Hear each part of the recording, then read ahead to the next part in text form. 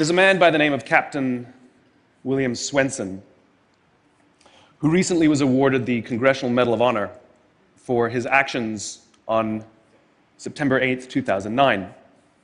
On that day, a column of American and Afghan troops were making their way through a part of Afghanistan to help protect a group of government officials, a group of Afghan government officials who'd be meeting with some local village elders.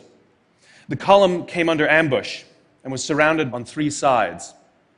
And amongst many other things, Captain Swenson was recognized for running into live fire to rescue the wounded and pull out the dead. One of the people he rescued was a sergeant, and he and a comrade were making their way to a medevac helicopter. And what was remarkable about this day is, by sheer coincidence, one of the medevac medics happened to have a GoPro camera on his helmet and captured the whole scene on camera. It shows Captain Swenson and his comrade bringing this wounded soldier who'd received a gunshot to the neck. They put him in the helicopter, and then you see Captain Swenson bend over and give him a kiss before he turns around to rescue more. I saw this, and I thought to myself, where do people like that come from? What is that? That is some deep, deep emotion when you would want to do that. There's a love there. And I want to know, why is it that I don't have people that I work with like that? You know, in the military, they give medals to people who are willing to sacrifice themselves so that others may gain. In business, we give bonuses to people who are willing to sacrifice others so that we may gain. We have it back. Right? So I asked myself, where do people like this come from? And my initial conclusion was that they're just better people. That's why they're attracted to the military. These better people are attracted to this concept of service. But that's completely wrong. What I learned is that it's the environment. And if you get the environment right, every single one of us has the capacity to do these remarkable things, and more importantly, others have that capacity too. I've had the great honor of getting to meet some of these who we would call heroes, who've put themselves and put their lives at risk to save others. And I asked them, why would you do it? Why did you do it? And they all say the same thing, because they would have done it for me. It's this deep sense of trust and cooperation. So trust and cooperation are really important here. The problem with concepts of trust and cooperation is that they are feelings. They're not instructions. I can't simply say to you, trust me, and you will. I can't simply instruct two people to cooperate, and they will. It's not how it works. It's a feeling. So where does that feeling come from? If you go back 50,000 years to the Paleolithic era, to the early days of Homo sapien, what we find is that the world was filled with danger. All of these forces working very, very hard to kill us. Nothing personal. Whether it was the weather, lack of resources, maybe a saber-toothed tiger, all of these things working to reduce our lifespan. And so we evolved into social animals, where we lived together and worked together in what I call a circle of safety, inside the tribe, where we felt like we belong. And when we felt safe amongst our own, the natural reaction was trust and cooperation. There are inherent benefits to this. It means I can fall asleep at night and trust that someone from within my tribe will watch for danger. If we don't trust each other, if I don't trust you, that means you won't watch for danger. Bad system of survival. The modern day is exactly the same thing. The world is filled with danger, things that are trying to frustrate our lives or reduce our success, reduce our opportunity for success. It could be the ups and downs of an economy, the uncertainty of the stock market. It could be a new technology that renders your business model obsolete overnight. Or it could be your competition that is sometimes trying to kill you. It's sometimes trying to put you out of business, but at the very minimum is working hard to frustrate your growth and steal your business from you. We have no control over these forces. These are a constant, and they're not going away. The only variable are the conditions inside the organization. And that's where leadership matters, because it's the leader that sets the tone. When a leader makes the choice to put the safety and lives of the people inside the organization first, to sacrifice their comforts and sacrifice the tangible results so that the people remain and feel safe and feel like they belong, remarkable things happen. I was flying on a trip, and I was witness to an incident where a passenger attempted to board before their number was called. And I watched the gate agent treat this man like he had broken the law, like a criminal.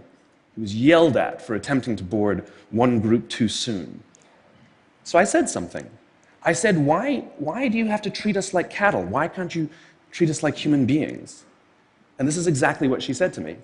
She said, "Sir, if I don't follow the rules, I could get in trouble or lose my job." All she was telling me is that she doesn't feel safe. All she was telling me is that she doesn't trust her leaders. The reason we like flying Southwest Airlines is not because they necessarily hire better people, it's because they don't fear their leaders. You see, if the conditions are wrong, we're forced to expend our own time and energy to protect ourselves from each other. And that inherently weakens the organization. When we feel safe inside the organization, we will naturally combine our talents and our strengths and work tirelessly to face the dangers outside and seize the opportunities. The closest analogy I can give to what a great leader is, it's like being a parent. If you think about what being a great parent is, what do you want? What makes a great parent? We want to give our child opportunities, education, discipline them when necessary, all so that they can grow up and achieve more than we could for ourselves. Great leaders want exactly the same thing. They want to provide their people opportunity, education, discipline when necessary, build their self-confidence, give them the opportunity to try and fail, all so that they could achieve more than we could ever imagine for ourselves. Charlie Kim, who's the CEO of a company called NextJump in New York City, a tech company, he makes the point that if you had hard times in your family, would you ever consider laying off one of your children? We would never do it. Then why do we consider laying off people inside our organization? Charlie implemented a policy of lifetime employment. If you get a job at NextJump, you cannot get fired for performance issues. In fact, if you have issues, they will coach you and they will give you support, just like we would with one of our children who happens to come home with a C from school. It's the complete opposite. This is the reason so many people have such a visceral hatred, sort of anger at some of these banking CEOs with their disproportionate salaries and bonus structures. It's not the numbers. It's that they have violated the very definition of leadership. They have violated this deep-seated social contract. We know that they allowed their people to be sacrificed so that they could protect their own interests. Or worse, they sacrificed their people to protect their own interests. This is what so offends us, not the numbers. Would anybody be offended if we gave a $150 million bonus to Gandhi? How about a $250 million bonus to Mother Teresa? Do we have an issue with that? None at all. None at all. Great leaders would never sacrifice the people to save the numbers. They would sooner sacrifice the numbers to save the people. Bob Chapman, who runs a large manufacturing company in the Midwest called Barry Waymiller, in 2008, he was hit very hard by the recession, and they lost 30% of their orders overnight. Now, in a large manufacturing company, this is a big deal, and they could no longer afford their labor pool. They needed to save $10 million. So, like so many companies today, the board got together and discussed layoffs. And Bob refused. You see, Bob doesn't believe in head counts. Bob believes in heart counts. And it's much more difficult to simply reduce the heart count. And so they came up with a furlough program. Every employee from secretary to CEO was required to take 4 weeks of unpaid vacation. They could take it any time they wanted, and they did not have to take it consecutively. But it was how Bob announced the program that mattered so much. He said, "It's better that we should all suffer a little than any of us should have to suffer a lot." And morale went up. They saved $20 million. And most importantly, as would be expected, when the people feel safe and protected by the leadership in the organization, the natural reaction is to trust and cooperate. And quite spontaneously, nobody expected, people started trading with each other. Those who could afford it more would trade with those who could afford it less. People would take 5 weeks so that somebody else only had to take 3. Leadership is a choice. It is not a rank.